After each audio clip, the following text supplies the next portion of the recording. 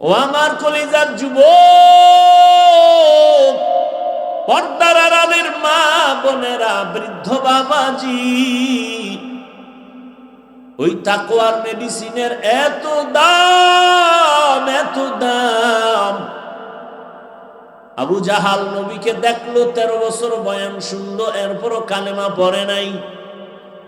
ভিন্ন দিকে 27 বছরের যুবক তরবারি নিয়ে দৌড়ায়, নবীকে জবাই করবে। কয় বছরের যুবক? 27 বছরের যুবক রহমতের নবীকে জবাই করবে, তরবারি নিয়ে দৌড়ায়। এক নজর রহমতের নবীকে দেখা মাত্র তরবারি ফেলে বলেন, ইয়া রাসূলুল্লাহ, দয়া করে আমাকে মাফ করে দেন, বেয়াদবি আর করব না, কালেমার মালা গলায় পড়ায়া দেন। নাম কি? নাম কি?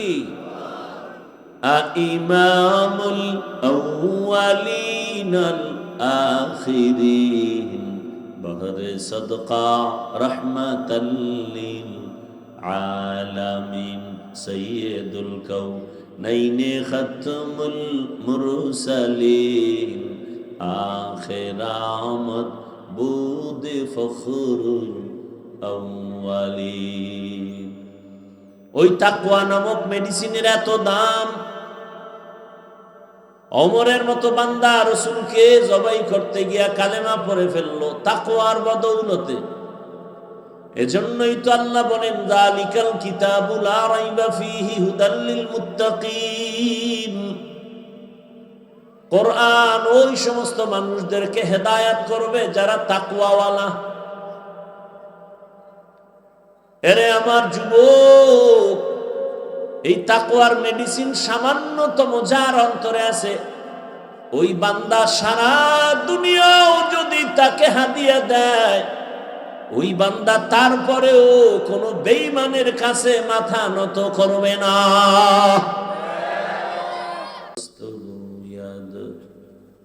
মঞ্চুনি দুজদিদা আম লব্বগু ইয়াদ মঞ্চুনি বসিদা আম চশমগু ইয়াদ চিদা আম গমজা হারাম গোশগু ইয়াদ চিদা আম সমরুল কালাম।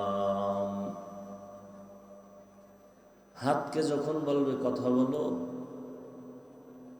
আল্লাহর কুদরতে হাত তখন কথা বলা শুরু করবে। আমরা তো মনে করি হাত কথা বলতে পারে না, এবং এটাই বাস্তব। কিন্তু আল্লাহর কুদরতে পারবে কিনা,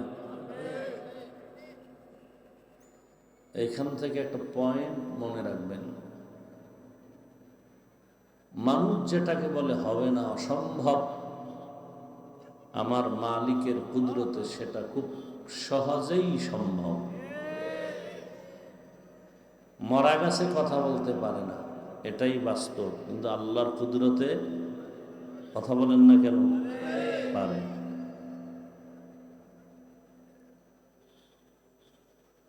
বাঘ আমার কথা বুঝে, বাট আমার কথা অনুযায়ী সে চলাফেরা করে না। তবে আল্লাহ যদি কুদরতি ক্ষমতা দেন, তখন বাঘও আমার কথা শুনতে বাধ্য। তা আল্লাহর কুদরত।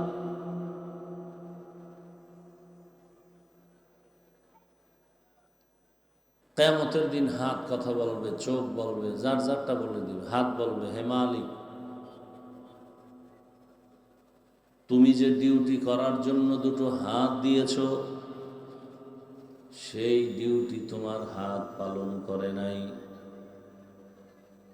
হাতের দ্বারা মা বাবার খেদমতে ব্যবহার করবে, এই হাতের দ্বারা মানুষের কল্যাণে কাজ করবে।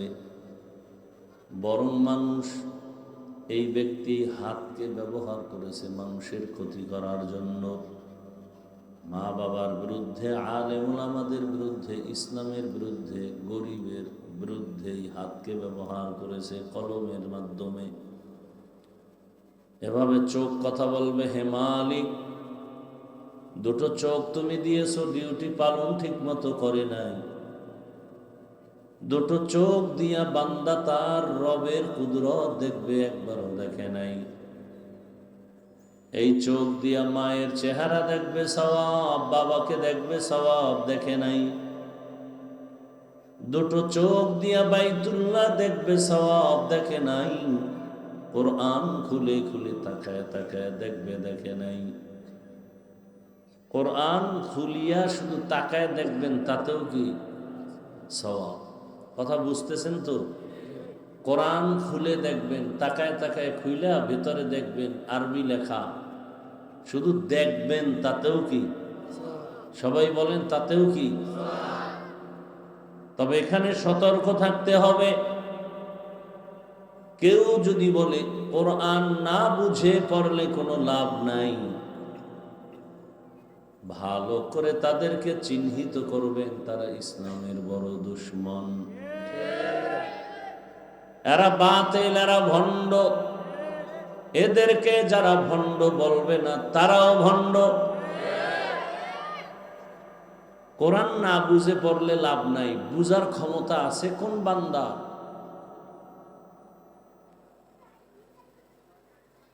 কোন ব্যক্তি যদি বলে আমি কোরআন বুঝলে মানি, না বুঝলে মানি না,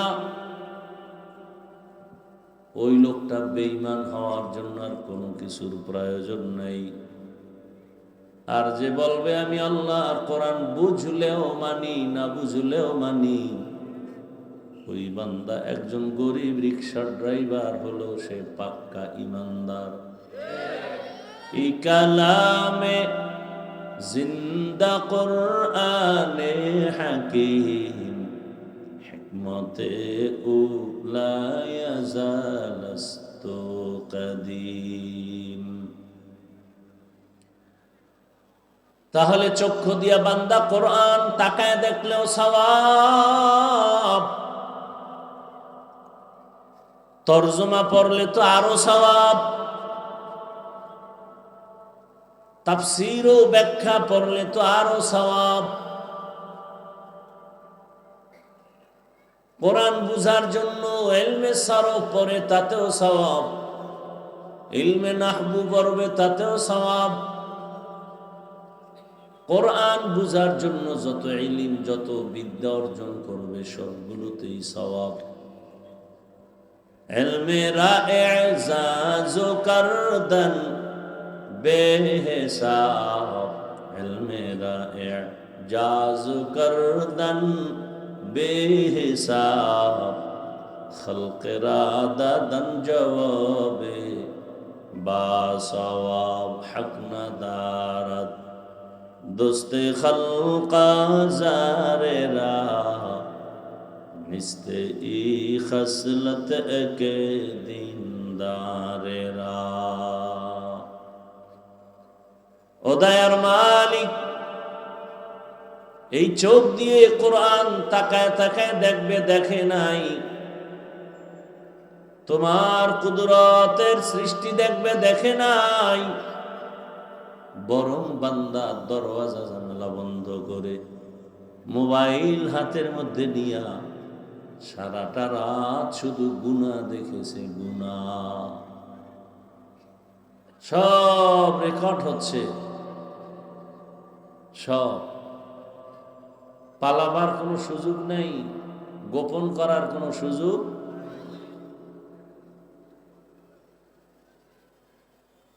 আল্লাহ হেদায়েত দান করুন।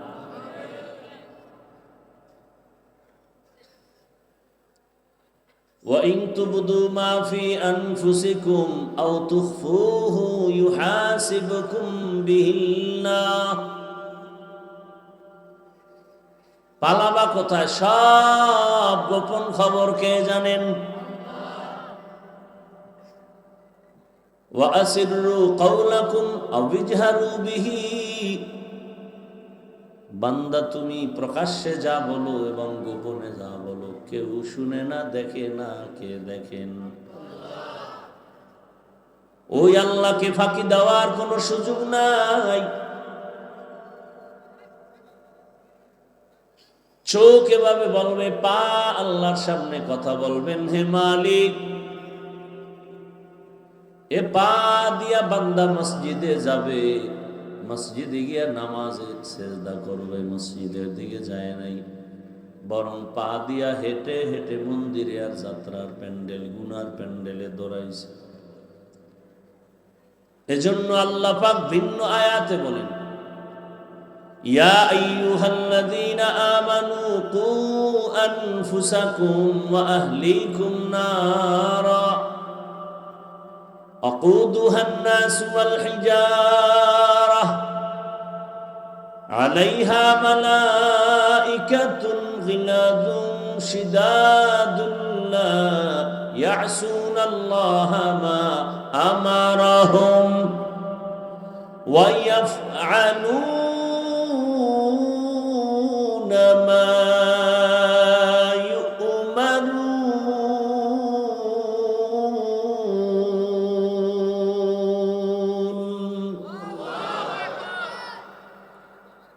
আল্লাহ তাআলা বলেন, হে মুমিনেরা, জাহান্নাম থেকে নিজেকে আগে বাঁচাও, এরপরে তোমার দায়িত্ব শেষ না, তোমার আরো দায়িত্ব তোমার আহালকেও বাঁচাও। মা বাবা জাহান্নাম থেকে আগে বাঁচো, তোমার আহাল সন্তানকেও জাহান্নামের আগুন থেকে বাঁচাও। স্বামী জাহান্নাম থেকে আগে বাঁচো, তোমার আহাল স্ত্রীকেও জাহান্নামের আগুন থেকে বাঁচাও।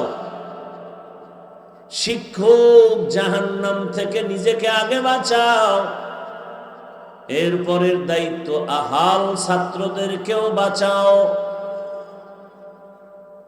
মসজিদের ইমাম ও খতিব জাহান্নাম থেকে নিজেকে আগে বাঁচাবেন, এরপরে আপনার আহাল মুসল্লিদেরকেও জাহান্নাম থেকে বাঁচাবেন।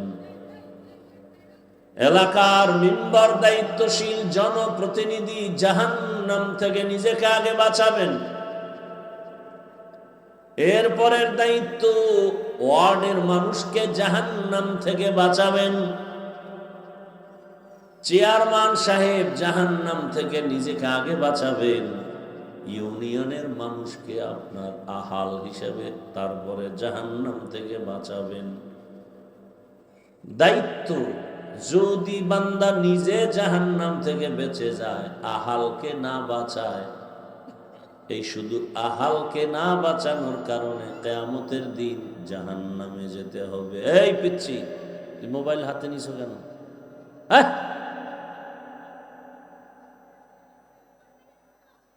তোরে মোবাইল দিছে কে? এই তোর বাপ কই? এখানে আছে? কথা কস না কা? তোর বাবা এখানে আছে? তোর বাবা আছে এখানে? হ্যাঁ, তুই মোবাইল আনছো কেন? কার মোবাইল? দোকান থেকে লই এসো?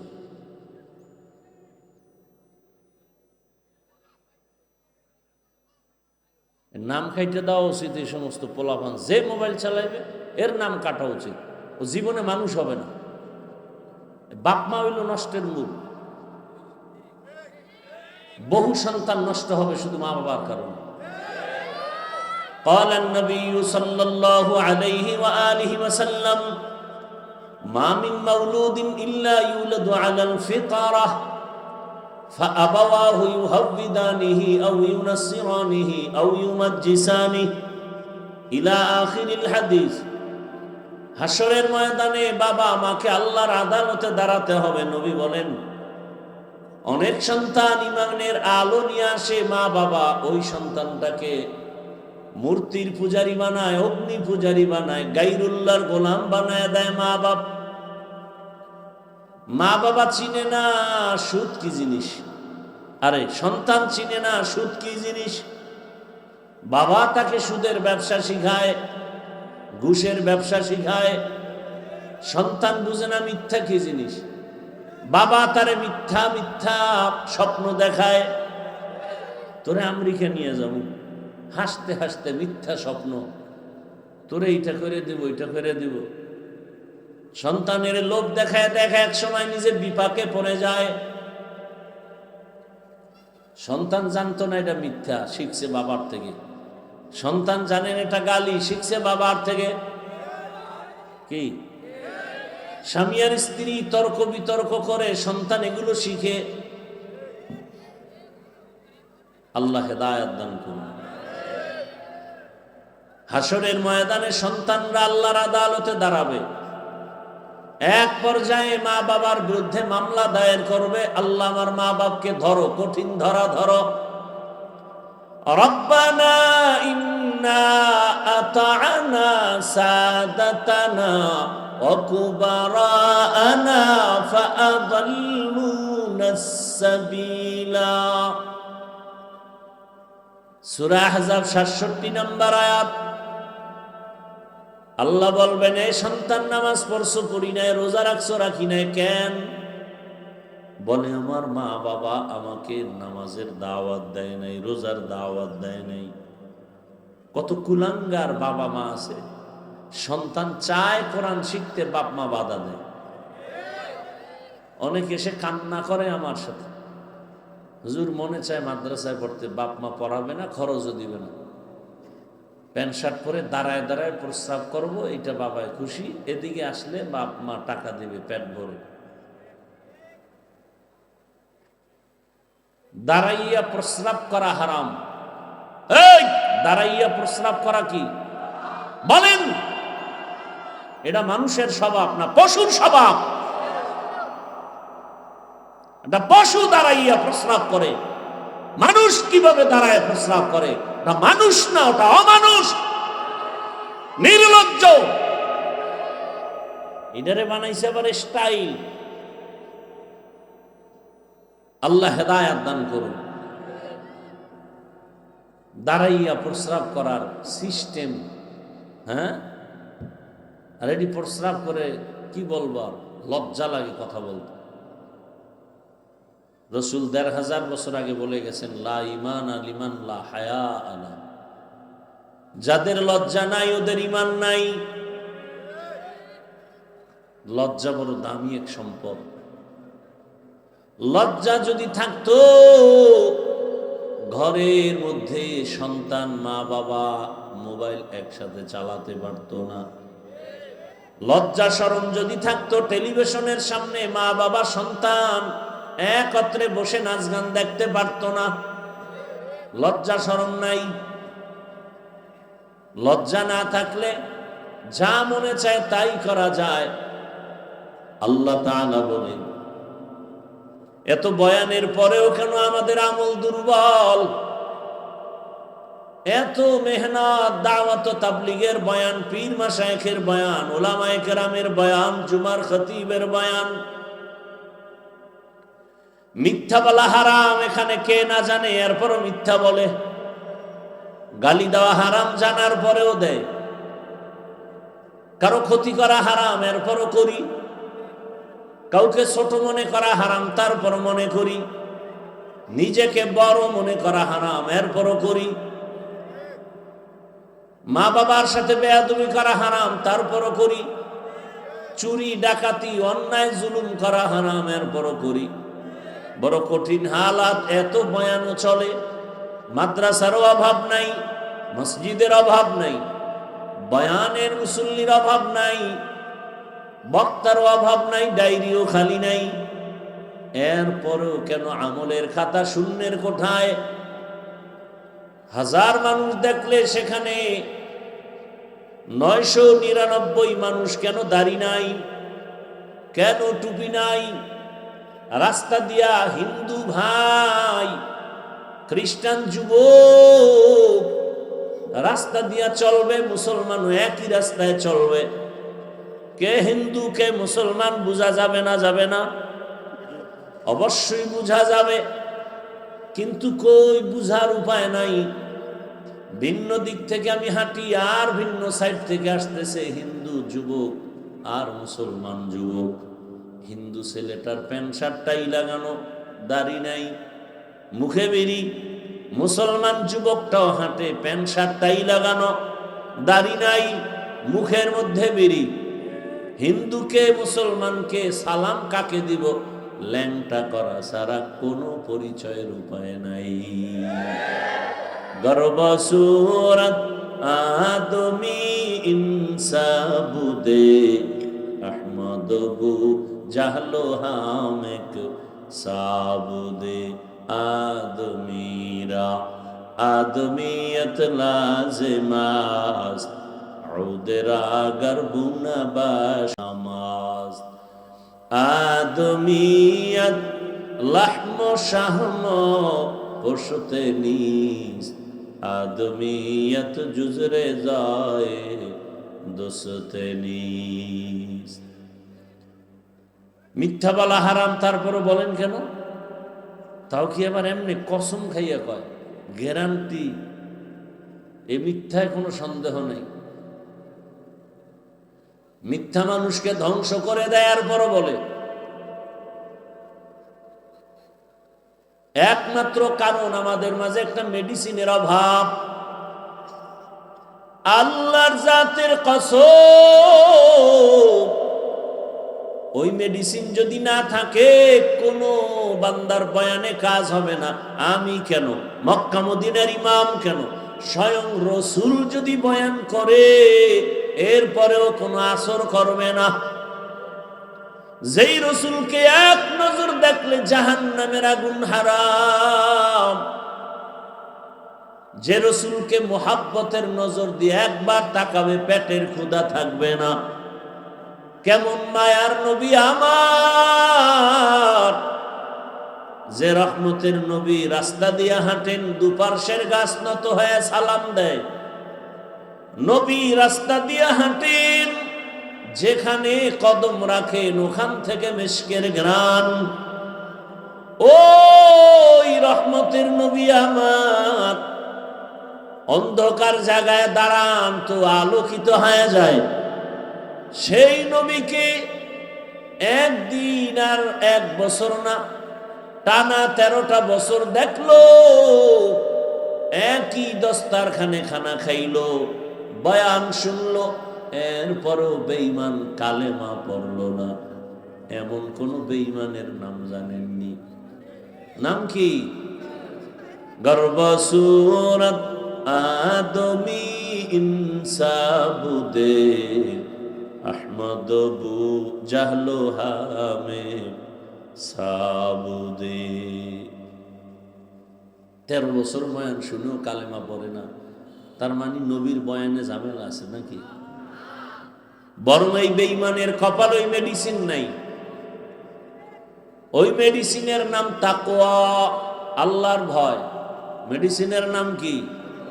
হর কে দারত খৌফে হক দর দিল মাদাম জন্নতুল মাওয়া দেহদ রাম কাম জুজবা হক চি জে মখাজ ইনসো যা ফজলে উ আমস্তে দর জুমলা জাহা। ও আমার কলিজার যুবক, পর্দার আড়ালের মা বোনেরা, বৃদ্ধ বাবাজি, ওই তাকওয়ার মেডিসিনের এত দাম, এত দাম। আবু জাহাল নবীকে দেখলো, 13 বছর বয়ান শুনলো, এরপরও কালেমা পড়ে নাই। ভিন্ন দিকে 27 বছরের যুবক তরবারি নিয়ে দৌড়ায় নবীকে জবাই করবে। কয় বছরের যুবক? 27 বছরের যুবক রহমতের নবীকে জবাই করবে, তরবারি নিয়ে দৌড়ায়। এক নজর রহমতের নবীকে দেখা মাত্র তরবারি ফেলে বলেন, ইয়া রাসূলুল্লাহ, দয়া করে আমাকে মাফ করে দেন, বেয়াদবি আর করব না, কালেমার মালা গলায় পড়ায়া দেন। নাম কি? নাম কি? ইমামুল আউয়ালিন আল আখিরিন বহরে সদকা রহমাতাল লিল আলামিন সৈয়দুল नईने खत्मुल मुरसलीन आखिरामत बुद फखरुल अव्वलीन।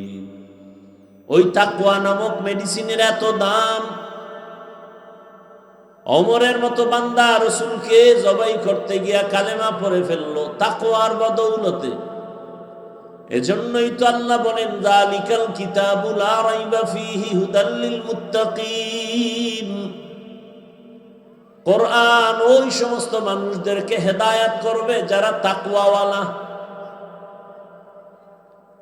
এরে আমার যুবক, এই তাকওয়ার মেডিসিন সামান্যতম যার অন্তরে আছে, ওই বান্দা সারা দুনিয়াও যদি তাকে হাদিয়া দেয়, ওই বান্দা তারপরেও কোনো বেঈমানের কাছে মাথা নত করবে না। তোমাদের লাইনের যুবক আমাদের লাইনের যুবক না, তোমার লাইনের যুবক রক্তের ফোঁটা জমিনে ফেলে গোটা দুনিয়াকে আলোড়িত করে গেল আর বলে গেল দুনিয়ার মানুষ টাকায় পশু বিক্রি হয় আর অমানুষ বিক্রি হয়, আমি হাদি টাকায় বিক্রি হই না। আর তোমরা তসবি টানতেছো, কবে আসবে সেই আগ মোহাব্বতের বরকতের ভোটের আগের রাত? টাকায় বিক্রি হয়ে যাবে বহু মানুষ রূপী জানোয়ারেরা, ঠিক নেই? ভোটের আগের রাতে বিক্রি হবে টাকায়। এটা আপনাদের আশেপাশে, এটা কোন থানা? আপনাদের বাজারে যাবেন, ভালো মানের একটা মুরগি কিনবেন 800 থেকে 1000, একটা ছাগল কিনবেন 15 থেকে 20,000 টাকা, একটা গরু কিনবেন 1 লাখ। আর ভোটের আগের রাত্রে সোনার বাংলার আশরাফুল মখলুকেরা বিক্রি হবে মাত্র 500 টাকায়, ঠিক নেই?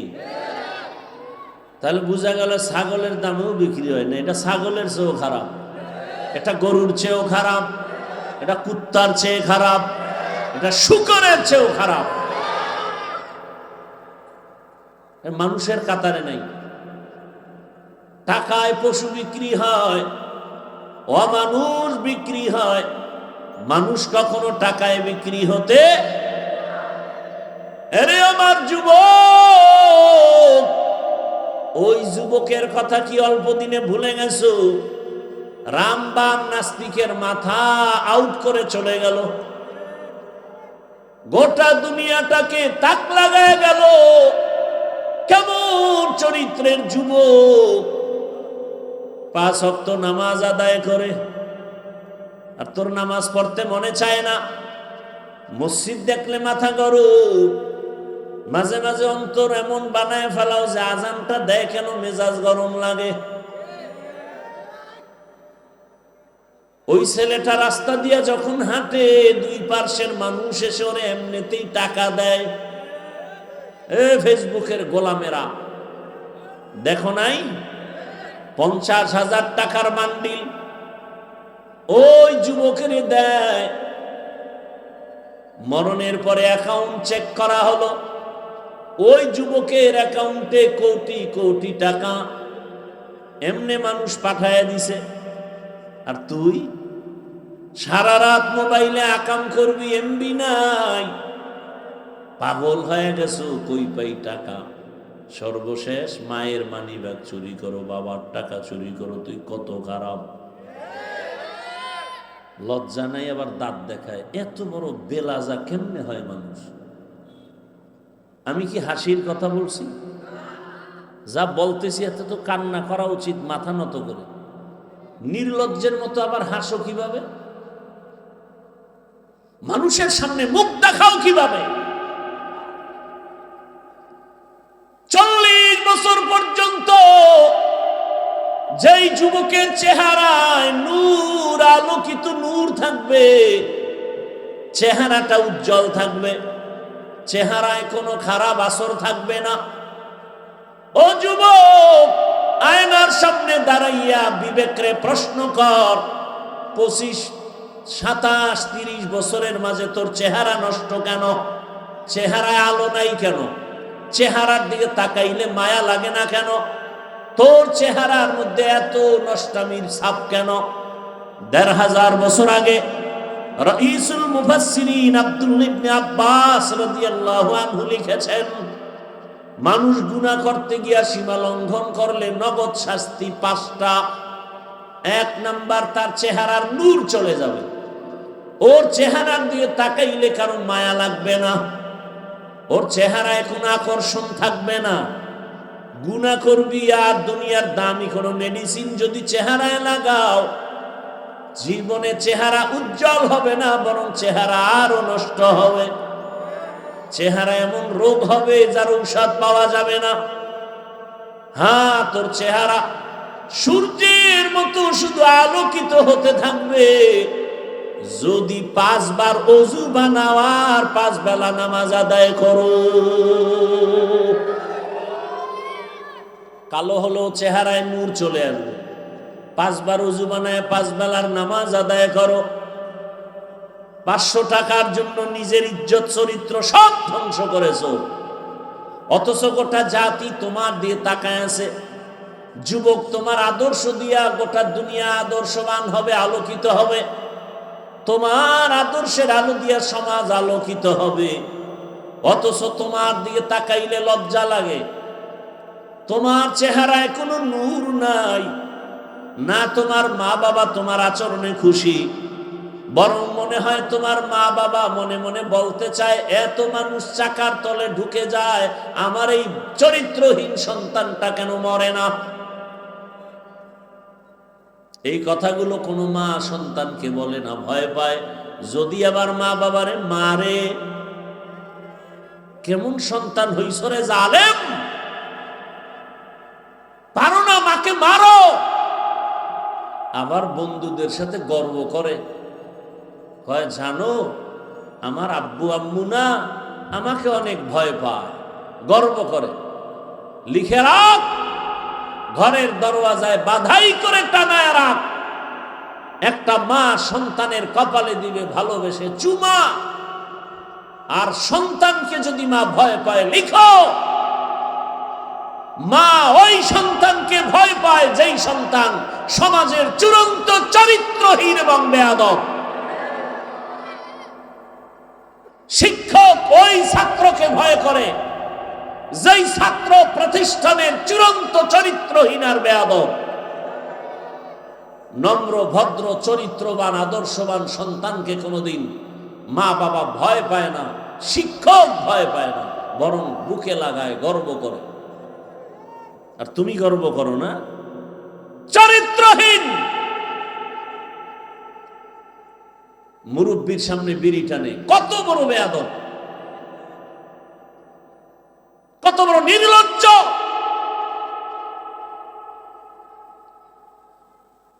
সারা দুনিয়ার মানুষ আজকে পাগল। একটা সন্তানকে সবাই জানে, চিনে, homeopathic doctor, doctor Zakir Naik. কে না চিনে, কে না জানে?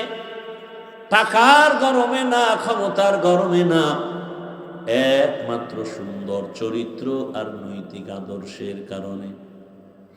কবি নজরুলের গুণগান গাও। তোমার মতো যদি সারা রাত অন্যায় আর গুনাহ করত, জীবনে সুনামে রাস্তা আসতে পারত না। আমি কাউকে আঘাত করার জন্য বলি না, বরং আপন বানাবার জন্য, বুকে লাগাবার জন্য, মোহাব্বতের কারণেই বলি রে বাবা। অনুরোধ, এখনো সময় আছে, ফিরে আসো।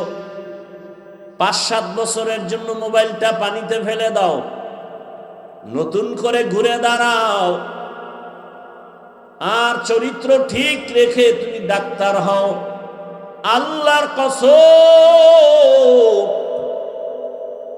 তোমার সুনামগা সারা দেশে হবে, মানুষ তোমাকে মাথায় নিয়ে সম্মান করবে। আজকে 500 টাকার জন্য কত নিচে নেমে গেছো। চরিত্র ঠিক রেখে যদি 5-7 বছর একটা জায়গায় দাঁড়াও, এত পরিমাণ টাকা তোমার কাছে আসবে 2 হাত দিয়ে নিয়েও শেষ করতে পারবা না। তবে চরিত্র ঠিক লাগবে আর 3 জায়গার দোয়া লাগবে। যদি চরিত্র ঠিক না থাকে আর 3 জায়গার বরদোয়া থাকে, আল্লাহর কসম, আল্লাহর কসম, আল্লাহর কসম, মরার আগে পঙ্গু হয়ে বিছানায় কাঁদবি। চরিত্র ভালো লাগবে আর 3 জায়গার দোয়া লাগবে। ও যুবক, 1 নাম্বার জায়গার দোয়া মা বাবা। মা বাবায় দোয়া করলেও হিরো, দোয়া বরদোয়া লাগলেও তোমার জিন্দেগি বরবাদ। দ্বিতীয় জায়গা তোমার আমার শিক্ষক। ওই শিক্ষক যদি দোয়া করে লেখাপড়ার সফলতা চলে আসবে। অন্তরে যদি কষ্ট দাও, নিঃশ্বাস ফেলে তোর জিন্দেগি বরবাদ হয়ে যাবে। তৃতীয় জায়গা উলামায়ে কেরাম। উলামায়ে কেরামের দোয়া লাগবে, চরিত্র সুন্দর হবে। উলামায়ে কেরামের বরদোয়া যদি তোর আচরণে লেগে যায়, জিন্দেগি মরার আগে বরবাদ হয়ে যাবে। ঢাকা কলেজের বারান্দায় গিয়া দাঁড়া, কত যুবক ঢাকা কলেজে পড়ে, মাথায় টুপি পাগড়ি, বড় দাড়ি বড় জামা, আছে না নাই? তোমার কপাল কেন খারাপ?